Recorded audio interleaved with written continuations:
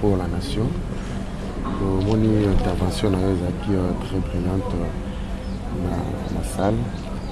Bon, par rapport à Nyoso ou le lobby, Kokiko résumé le biso par rapport à la journée Oyo, c'est si important. Oyo, ils ont intitulé Acheter le temps car les jours sont mauvais. Nino ça la population nakanisi natondi yo botondi mingi bato balengelaki bokutani ya lelo bango moko balobi uti ko rappeler yango toluka tozala na ngonga po mikolo mizali mibe. C'est-à-dire que mikolo oyo eza koya soki biso bakongole tofungoli miso te eloko ya malonga ekoleka te tokokota lisusu na mikakatano oyo babengi yango crise de légitimité. Oyoki ndenge nautaki koloba soki totali mayema za koleka ekolo ya biso tokoki koloba te na 2011 maponami makosalama te po moni révision affichée électorale te lelo oyo ezali se na bakongo mwa ndambo na Maniema oyoki te bipai na bipai mbujuma bayibi bakite électoraux toyoki kuna na bipai ya Lusambo bipai ya nini oyo kole bayibi pe bakite électoraux. Et puis révision wana eza kosalama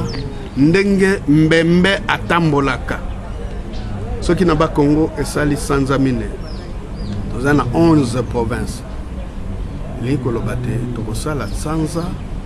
tuku mine na mine yango wana tolobi ngonga ekoki mpo na biso bakongolais tobanda deja kozala na makanisi mpo tozonga lisusu na mikakatano mina te yango biso ino pour la nation tolobi toza kozela date ya le 6 septembre mpo maponami ya président de la république efo banda le 6 septembre 2011 toza kozela pe bureau ya seni etiama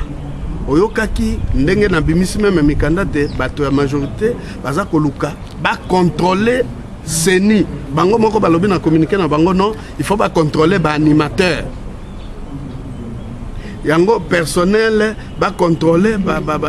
nini oyo babengi yango le personnel oyo ekosala misala nyonso te na province balobi chaque chef-lieu à province 9 membres chaque chef-lieu à territoire 9 membres omoni mayelo bango batiaki bato ya territorial bato ya bango moko balongoli bao bazalaki na transition ezali nde mpona koluka koyiba maponami ndenge esalamaka na 2006 yango tolobi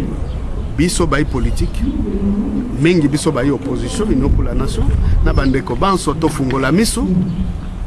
lokola kulutu na biso na politique Etienne Tshisekedi auti kozonga biso banso bayi politique ya opposition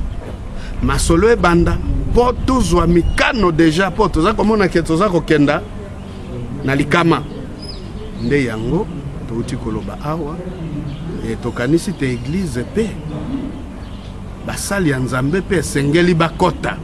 na likambo wana po na nini na mokili mobimba baza koloba likambo babengi théologie de libération po bango bato baza koteya soki baza na vie ya malamu te bango bakoteya banani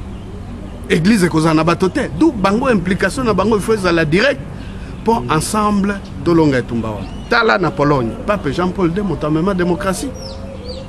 natangaki exemple à Monseigneur Desmond Tutu en Afrique du Sud natangaki pe exemple à Monseigneur Ernest Kombo na Congo Brazzaville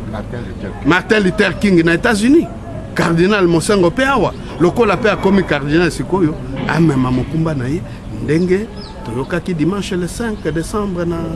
stade de Martyrs s'il faut même makila etanga ma solution ya na ekolo tala na bokuse nini na koko. Merci.